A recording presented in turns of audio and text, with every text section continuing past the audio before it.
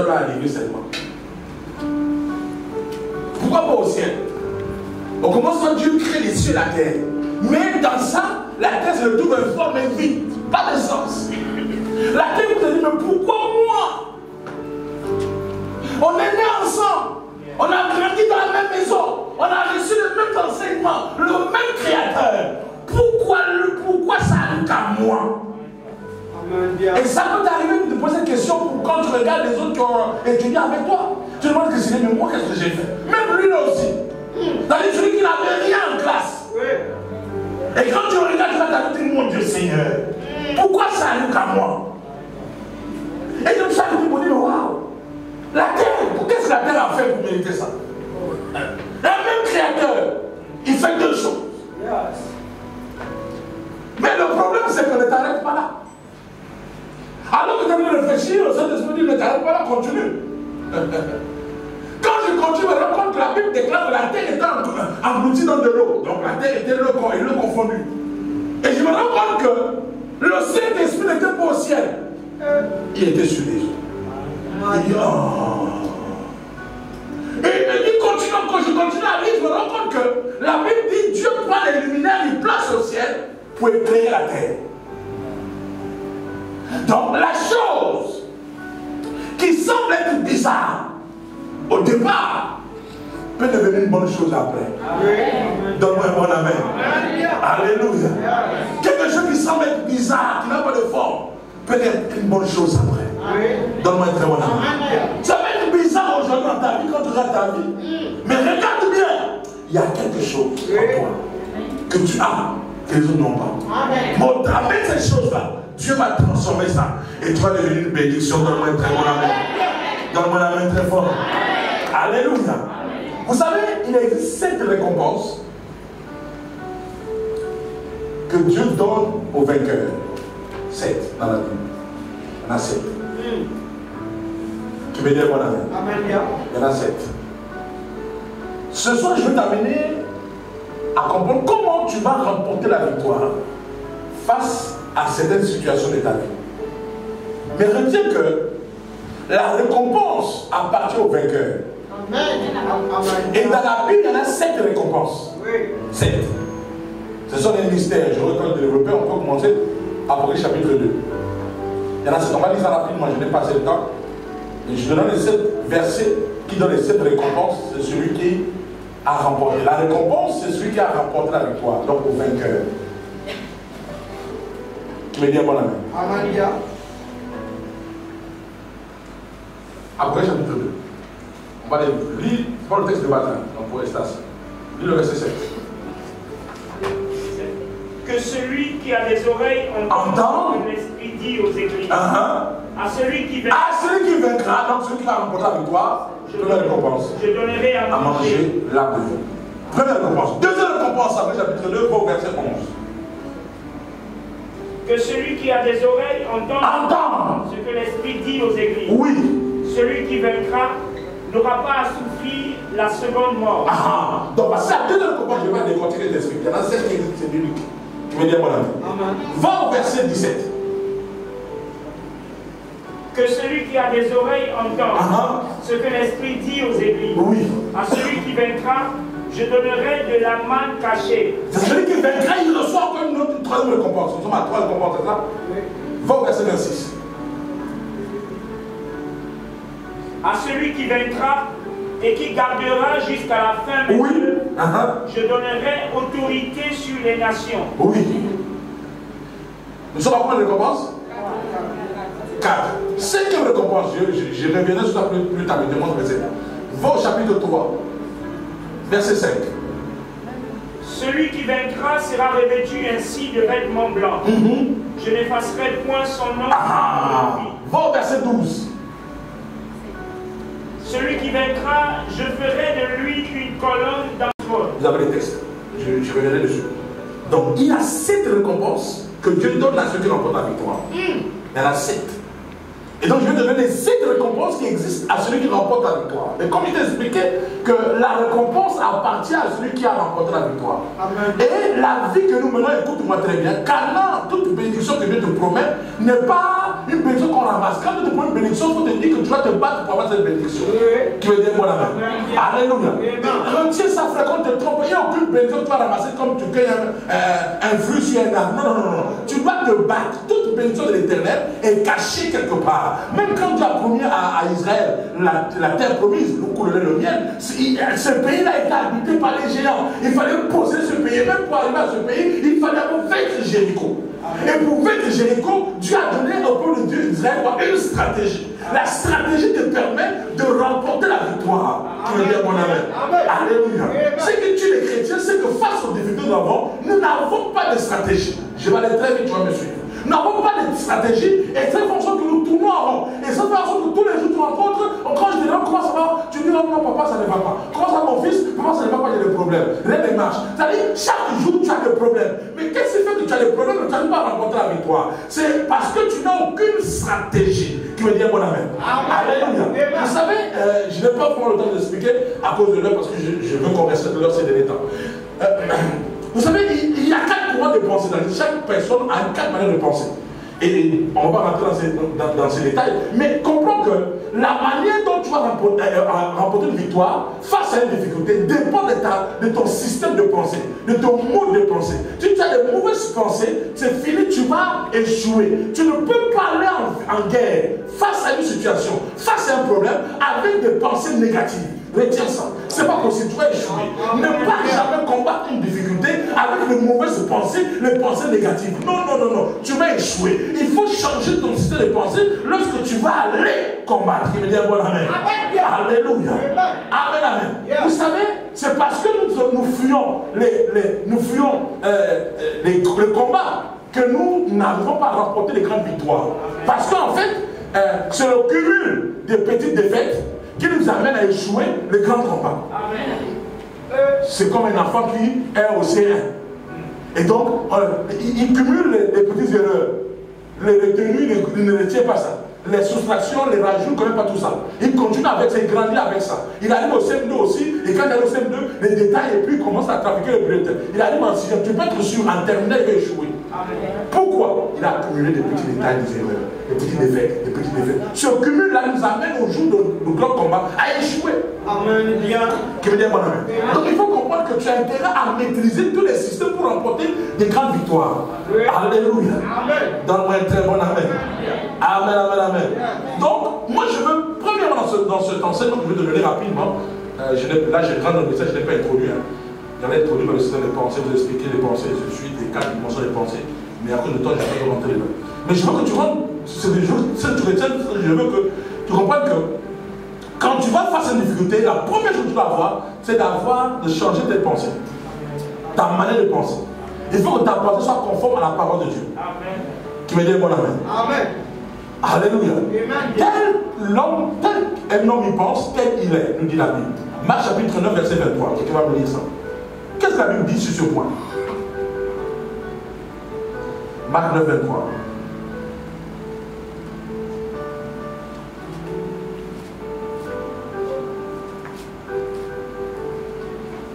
Marc 9, 23. Oui.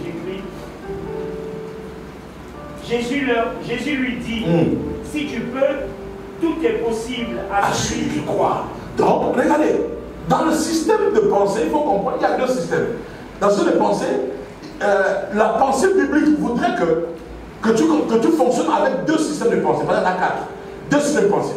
Que tu fonctionnes avec un système de pensée qui dit que c'est Dieu qui fait toutes choses. Qui me dit mon ami. C'est-à-dire que c'est Dieu qui permet toutes choses. Premier système de pensée. Mais que tu additionnes à ça aussi le deuxième système de pensée qui dit que l'homme aussi peut tout faire. C'est les 2 ensemble qui te donnent la pensée biblique. Qui me dit mon ami. La pensée de Dieu biblique vient lorsque tu associes les 2 systèmes de pensée. La première système de pensée, c'est la pensée des gens qui marchent comme ça. Dans leur vie, ils disent que tout ce qui arrive, c'est Dieu. Tout c'est Dieu. Tout c'est Dieu. C'est-à-dire que même s'il meurt aujourd'hui, c'est Dieu. Il doit s'en manger, c'est Dieu. Tout pour lui, c'est Dieu, il ne veut rien faire. Quand Dieu a dit, lui il dort seulement, il n'a pas d'effort à fournir. Il a dit comme Dieu a parlé, Dieu fera. Donc ça c'est le système de pensée. Il y a des gens qui fonctionnent comme ça. Il y a un autre système de pensée, les gens qui fonctionnent, c'est le système de pensée des francs-maçons, c'est que c'est l'homme. L'homme a la capacité. L'homme peut tout. L'homme peut tout, l'homme peut tout, l'homme peut tout, l'homme peut tout, l'homme peut tout, l'homme peut tout. Et on te dit que l'homme peut tout, on te dit que l'homme peut tout. Donc, mais l'homme peut tout, c'est le système de pensée des francs-maçons. Maintenant, nous, en tant qu'enfants de Dieu, qu'est-ce qu'on fait? On fonctionne avec les deux systèmes de pensée. C'est-à-dire qu'on met les deux ensemble. Dieu fait tout, tout arrive par lui, mais aussi l'homme aussi a la capacité de faire. Écoute-moi très bien. Si tu comptes seulement sur Dieu, tu vas mourir. Parce que toi aussi, tu as ta part à jouer dans ce que Dieu va faire. Il n'y a pas que Dieu seul. Dieu fait sa part, toi aussi tu fais ta part. C'est quoi la destinée? La destinée, c'est les intentions de Dieu plus mes choix. Amen. Amen. Yes. Yes. Donne-moi mon amen. Il faut écrire ça. Yes. Destinée est égale intention de Dieu plus mes choix. Parce que Dieu n'a que des intentions. Il dit je souhaite que tu prospères à tous égards. C'est les intentions. Maintenant, toi, tu dois faire des choix dedans. Donc, si tu poses la décision, c'est Dieu seul, tu te trompes. Et tu vas comprendre par la suite. Oui. Tu me dis mon amen. Donc, je suis en train d'expliquer que la première chose que tu vas avoir, c'est d'adopter le mode de pensée qui est conforme à la parole de Dieu. Adopter le mode de pensée conforme à la parole de Dieu. Numéro 1, adopter le mode de pensée conforme à la parole de Dieu. Adopter le mode de pensée conforme à la parole de Dieu. Face à une situation que tu traverses dans ta vie, écoute-moi chrétien, je suis en train de t'enseigner. Dis-toi, qu'est-ce que la Bible dit? Qui me dit voilà. C'est-à-dire qu'il faut adopter un mot de pensée qui est conforme à la parole de Dieu. Pas conforme aux hommes. Conforme à la parole de Dieu. Qui me dit mon amen. Écoute-moi, Dieu ne nous a jamais promis une vie facile. Mais Dieu nous a promis une vie possible. C'est possible. Mais pas facile. Mais c'est possible. Dieu n'a jamais pris quelqu'un où ta vie sera facile comme moi. Non, non. Mais il a dit c'est ça possible. La vie que tu lèves là, c'est possible. Tu veux dire bon amen. Mais ce n'est pas facile parce que devant toi, il y a des problèmes que tu dois régler. Mais je te donne la stratégie pour régler ces problèmes en quelques minutes seulement. Donne-moi un très bon amen. Donc écoute-moi. Quelle est la question que tu dois te poser quand tu as face à une situation? Question numéro 1 que tu dois te poser. Qu'est-ce qui me pousse à vouloir résoudre ce problème? Notre question est importante. À chaque fois que tu as en face de toi une difficulté, un problème, donc quand c'est le problème, je veux définir les problèmes, c'était dans mon introduction, j'ai défini qu'est-ce que c'est un problème. Donc, à chaque fois que tu as face de toi un problème, pose la question, qu'est-ce qui me pousse à régler ce problème? À résoudre, vouloir résoudre. Qu'est-ce qui me pousse? Est-ce que ça nécessite le prix que je dois payer? Qui me dit bon amen. Alléluia. Amen. Je prends l'exemple de quelqu'un qui est un banquier, qui travaille dans une banque et qui est marié.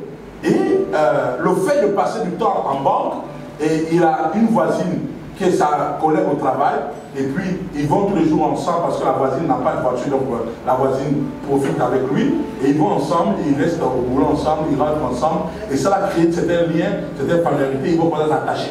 Et donc la femme du banquier, c'est l'exemple que je prends, va se rendre compte que la relation ou l'amitié que la voisine a avec mon mari me dérange. Et ça va commencer à venir le problème de couple. Dans ce couple-là, par exemple, ça va être tendu maintenant, ça va aller très difficile, ça va être très tendu. Maintenant, ça c'est un problème que tu as. Et donc ça fait en sorte que ton foyer aujourd'hui est en train de battre de l'air. Comment tu vas régler ce problème? Je te pose la question. Qu'est-ce qui va me pousser à résoudre ce problème? C'est-à-dire, quelle est la chose qui, moi, va me dire il faut que je règle le problème avec ma collègue de travail? Si la chose-là est plus importante que ma relation avec la collègue de travail, alors je fais. Si elle est moins importante, je laisse continuer ma relation. Quelqu'un me suit? Donc, qu'est-ce qui va me pousser dans ce genre de cas? Qu'est-ce qui va me pousser à régler ce problème? C'est que mon foyer est plus important que cette relation. Qui veut dire bon amen. Donc là, j'ai trouvé la raison pour laquelle je dois régler ça. Parce que si je ne le fais pas, je vais perdre ma femme. Amen. Qui veut dire bon amen. Et comme je suis chrétien, qu'est-ce que la Bible dit? Et donc là, je tourne dans la pensée biblique. Et parce que toute la pensée biblique, donc rien n'est supérieur à mon Dieu, rien n'est supérieur à ma femme. Donc, parce que simplement je découvre la chose qui va me pousser à régler, j'ai compris que ce problème doit le régler. Amen. Donc pose-toi des questions pour pouvoir régler ce problème.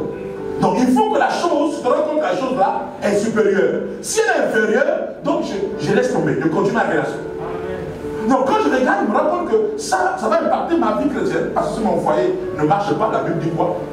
Que ma vie aussi prend un coup. Parce que la Bible dit que tel que ton foyer est, tel que toi tu dois être dans ta vie spirituelle. Donc les deux vont ensemble. Donc tout de suite ça prend un coup et donc ça va me pousser à régler ce problème. Qui me dit un bon amen. Alléluia. Donc il faut avoir une réponse juste à tes propres questions. Qui me dit un bon amen. Alléluia. Il faut toujours avoir la pensée de Dieu. Ne pars jamais dans une difficulté, dans un point de situation, si tu n'as pas eu la pensée de Dieu. Qui me dit un bon amen. Alléluia. Cherche toujours la pensée de Dieu. Qu'est-ce que Dieu dit? Qu'est-ce qui me pousse? C'est-à-dire, quelle est la chose même qui va me pousser? C'est-à-dire, tu pèses les choses. Face, peu importe la situation. J'ai pris l'exemple, peu importe ce que tu vas me donner aujourd'hui. Je te dis, la question est valable. Qui me dit mon ami? Est-ce que ce qui me pousse à régler ce problème-là, que je règle ce problème-là, est plus important que le problème, que la chose? Si oui, alors règle ça. Ne traite pas de ça. Règle. Sinon, donc continue. Il faut que tu aies des bonnes réponses à tes propres questions. Et ces questions, c'est toi qui te les poses. Qui me dit mon ami. Alléluia. N'oublie pas, la récompense appartient au vainqueur. Il te demande la stratégie pour remporter la victoire, pour avoir la récompense. J'ai parlé de récompense, c'était pas vendredi, mais je t'ai déjà montré les 7 récompenses. Donc, qu'est-ce que ça veut dire? Qu'est-ce que moi-même je vois? Qu'est-ce que je dis? Parce qu'il dit que la destinée, ce n'est pas seulement Dieu. Il y a des gens qui fonctionnent comme ça dans l'église. Oh, Dieu a dit, moi je ne fais rien, il attend que Dieu a dit. Non. C'est une erreur. C'est une erreur. Il dit que la destinée, c'est les intentions de Dieu, plus les choix. Amen. Tu me dis, mon ami. Qu'est-ce que me fait dire? Vous allez noter pour vous lire. Hébreux chapitre 4, verset 2 et verset 12. 8 et 12, en pouvant lire. Quand on dit Hébreux 4, on dit ceci. Que la parole de Dieu qui était efficace a transformé les vies. Or, les intentions de Dieu sont sa parole. Donc, la parole, les promesses de Dieu sur la personne ont transformé les vies. Mais, dans le texte d'Hébreux chapitre 4, le verset 12, dit que cette parole-là, donc les mêmes prophéties, les mêmes paroles, la prophétie là, qui dit que tu vas devenir riche, est venue chez quelqu'un. Mais la parole est venue sur la personne, mais quand c'est arrivé, elle n'a pas trouvé la foi. La foi, c'est le choix. Après, la foi, c'est choisir. Donc, elle a trouvé quelqu'un qui ne s'en foutait. La parole n'a plus effet. Donc, si tu veux réussir, il faut que tu additionnes à la prophétie de Dieu des choses. C'est ça qui fait ta destinée. Donc, toi-même, tu dois être capable de choisir, de décider en conformité avec la parole de Dieu. Qui me dit mon ami. Donc, il va avoir le bon mot de pensée. Qui me dit mon ami. C'est ça, avoir le bon mot de pensée. Il faut, ça dit que toi, tu dois jouer. Regardez. Vous savez, ce que tu vois, tu crois. Et ce que tu sais à quoi tu crois, c'est ce qui t'arrive. Il a dit sur la Bible, il a dit Jérémie, qu'est-ce que tu vois? Il dit, je vois des branches. Il dit, tu as bien vu. Parce que tu as bien vu, moi je vais sur ma parole. Mais regardez, il n'a pas présenté des branches au monsieur. Il a présenté l'olivier.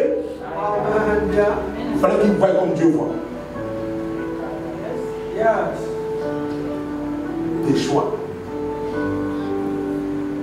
Dieu a dit, qu'est-ce que tu vois? C'est un olivier qui est devant lui. Dites-moi, quand tu appelles toi un manguier, qu'est-ce qui te frappe en premier? Les branches ou le manguier? C'est le manguier. Mais Dieu ne voyait pas le manguier. Dieu voyait les branches. Et il a vu comme Dieu voit. Tes choix sont importants dans ta destinée. C'est parce que tu vas voir comme Dieu voit que Dieu avait juste sa propre la compris. Amen. S'il avait vu autrement, Dieu devait dire non, regarde encore bien. Donc Dieu devait attendre avant l'accomplissement de sa parole. Donc Dieu devait mettre une pause avant d'accomplir sa parole. Donc il faut que tu arrives à faire les bons choix. À voir comme Dieu voit. Qui me dit mon amen. Les amis, c'est important. Donc je veux que tu te poses des bonnes questions et que tu aies des bonnes réponses. Qui me dit mon amen. Des bonnes questions et des bonnes réponses. Découvre dans chaque enfant de ce problème quelle est l'importance de la chose qui te pousse à régler ce problème. Est-ce que c'est important? C'est quoi cette chose-là? Est-ce que ça nécessite le prix que tu dois payer? Si oui, vas-y. Parce que dans toute chose, il y a un prix à payer. Amen. Tu me dis mon amen. Ne t'attache pas les histoires sans avoir mesuré sur de trouver des problèmes. Qui me donne mon amen. Alléluia. Amen, amen, amen. La deuxième chose,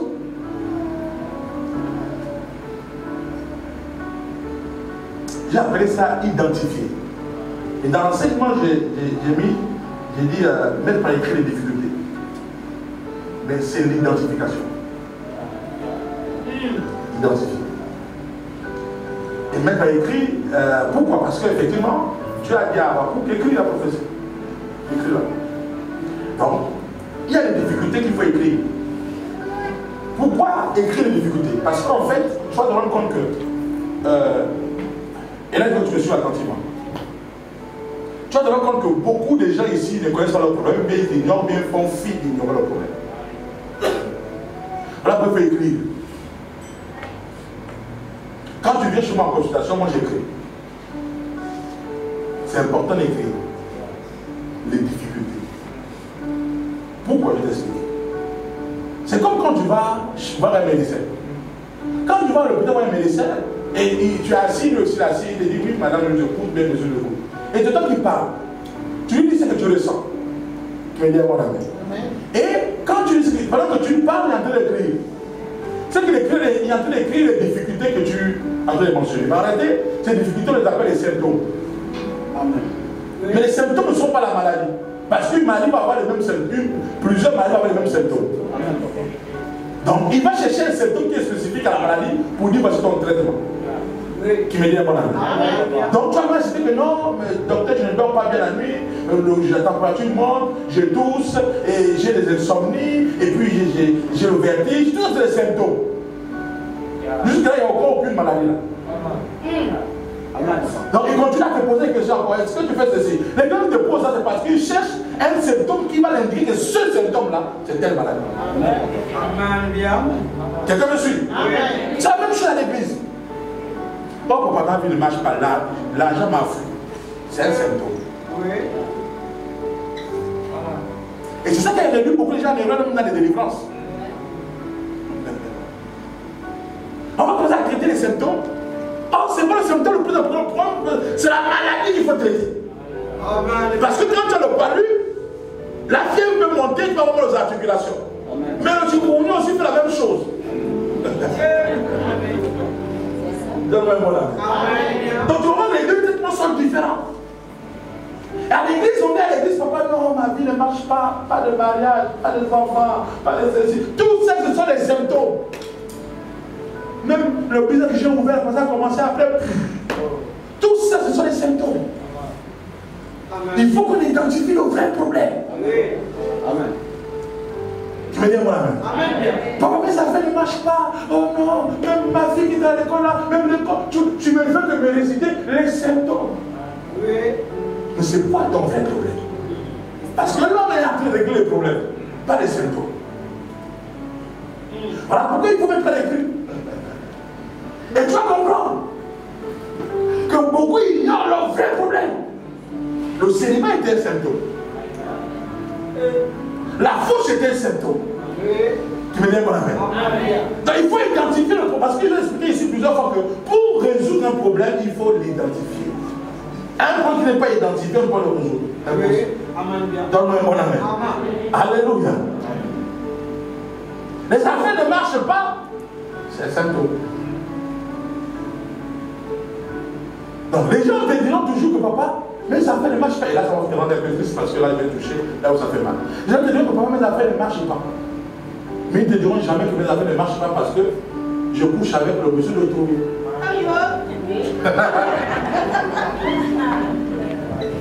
Mais c'est ça le problème. Tu vois, tu regardes que les affaires ne marchent pas. Mon corps va regarder, on se rend compte que les affaires ne marchent pas parce que on trouve le problème. Est-ce que vous suivez? Donc parfois on fait une fixation sur les symptômes, mais on ne connaît pas le vrai problème. Et donc on va attaquer les fauches, la fauche, mais ça ne va marcher. On va faire tous les rituels parce que ça ne marchera pas, parce que quand tu repars, le problème est toujours là. La maladie est toujours là. Vous me suivez? Donc si on veut régler ton problème de fauche là, il faut qu'on repart, on va régler la maladie. C'est la maladie, pas les symptômes. Tu me dis un bon ami. C'est la maladie. C'est la maladie. N'accusons pas le thermomètre qui te dit que tu as 40 degrés. Traite la fièvre. Et casse pas le thermomètre.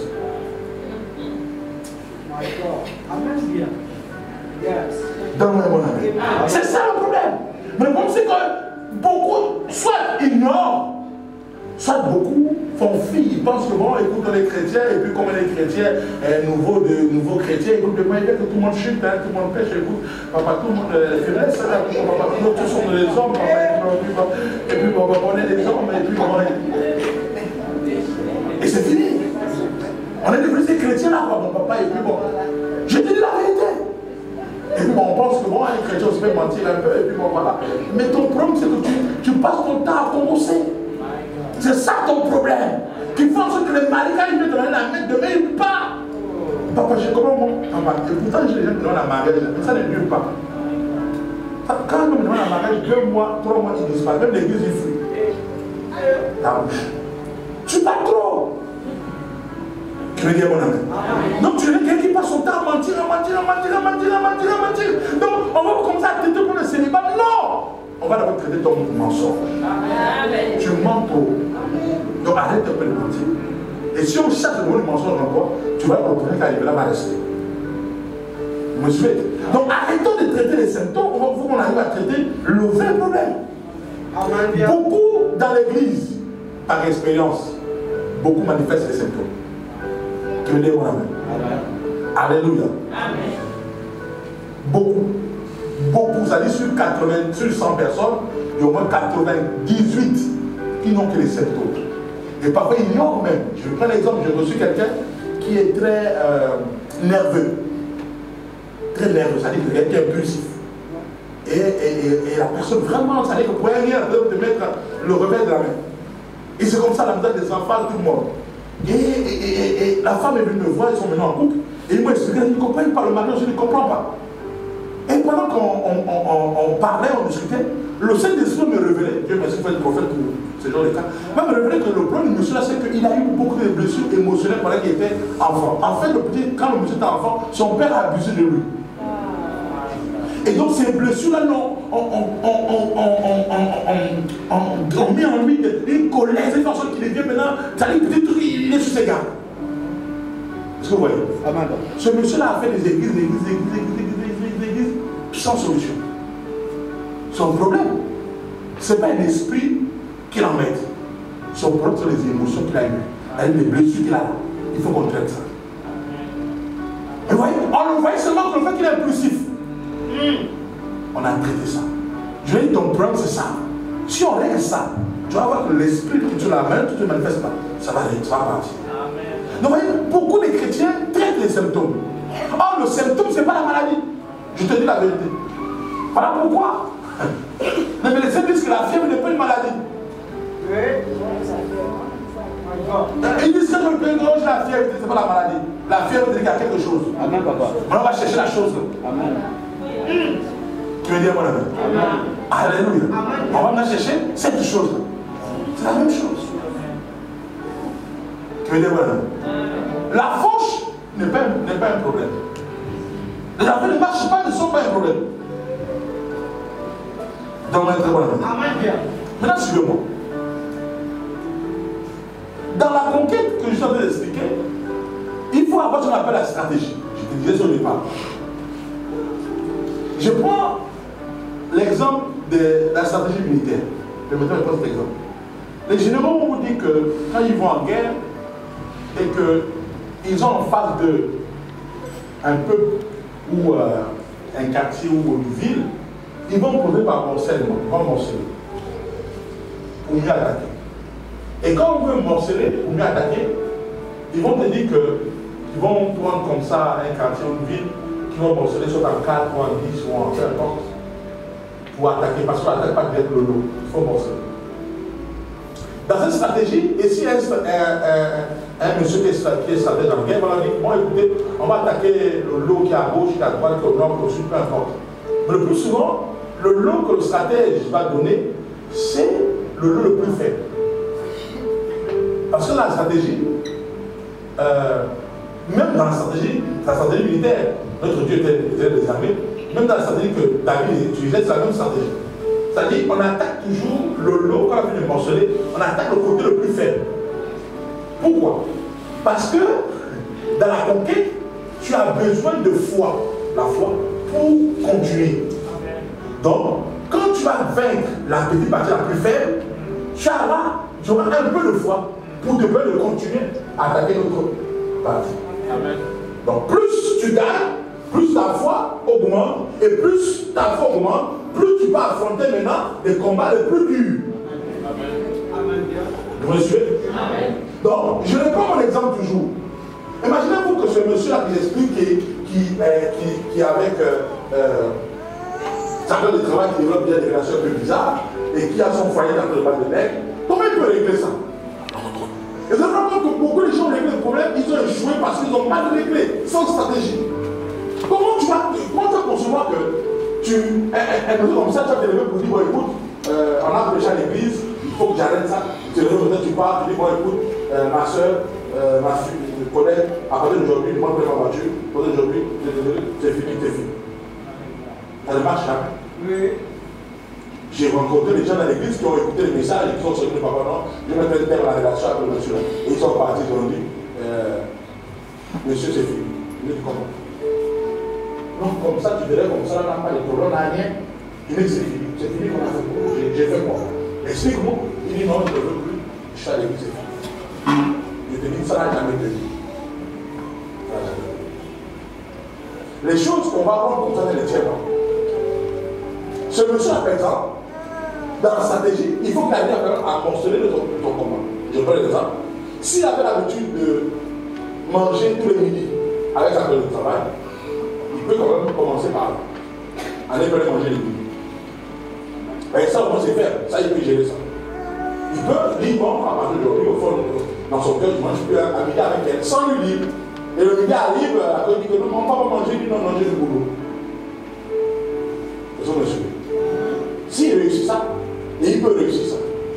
Par contre, il va attaquer autre chose. Il va attaquer maintenant. Ne pas avec le travail au même moment. Il ira maintenant tôt, ou bien il ira tard. À l'heure de 8h, de son travail à 8h, parce qu'à 8h, il va tard. Est-ce que vous suivez? Donc, il va aller étape par étape.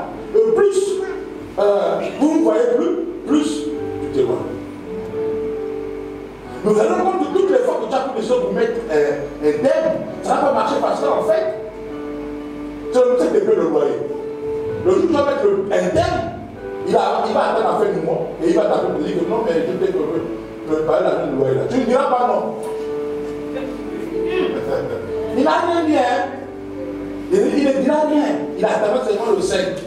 Le 5, il te fait des dépôt. Comment tu fais comme ça, tu n'as plus le loyer. Celui qui t'a envoyé, tu ne vas pas l'envoyer ça. Et toi, tu n'as pas la même chose de loyer. Tu me dis mon ami. Et 30 minutes après, tu as compris que tu as le dépôt. Là, tu es en train de dire, sois oui, chérie, je suis oui. Oui, j'ai vu. C'est fini. Du moment où on l'a payé, tu sais qu'il y en a droit à revenir à la maison. Tu me dis mon ami. Donc, dans ce genre de combat, ce sont les problèmes qu'on a tous les jours de la vie. Dans ce problème, il faut arriver à morceler le problème. Et quand on arrive à morceler le problème, tu commences maintenant à régler lot par lot. Mais commence toujours par le lot le plus faible. Tu me dis mon ami. Alléluia. Commence toujours par le lot le plus faible. On va toujours un peu. Tu me dis mon ami. Non? Les zones que tu vas mentionner, on va attaquer ces zones-là. Vous savez, ce n'est pas tous les combats qu'on règle avec la force. Il y a les combats qu'on règle avec la stratégie, avec la sagesse.